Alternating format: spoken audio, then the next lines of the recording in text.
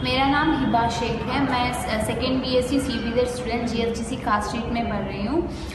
हम 3 मार्च से हमारे कॉलेज में इंटरनल्स एग्ज़ाम स्टार्ट हुए थे। तब प्रिंसिपल ने हमें परमिशन दिया था कि आप लोग एग्ज़ाम लिख सकते हो, लेकिन ये एबीवीपी के साई संदेश और उसके ग्रुप ने आके हमें एग्ज़ाम लिखने से मना किया कि आप थ्रेटन किया कि आप लोग कॉलेज से बाहर जाए और एग्ज़ाम ना लिखें। तो हमें एग्ज़ाम लिखने नहीं दिया उन लोगों ने। और जब मैंने उनके ऊपर हैरेसमेंट का केस रजिस्टर करने गई, तो केस रजिस्टर किया मैंने, तो उसमें हैरेसमेंट में जो सेक्शन लगना था वो उन्होंने नहीं लगाया।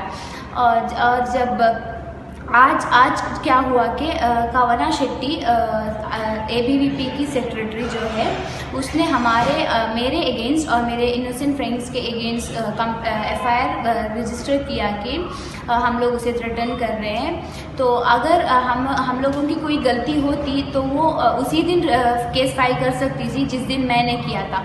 तो मुझे ये लग रहा है कि ये लोग प्री प्लान करके आज इन्होंने केस रजिस्टर किया था। ये सब कॉन्स्पिरेसी है मेरे खिलाफ। मैं हिजाब के फाइट से पीछे हटने वाली नहीं हूँ।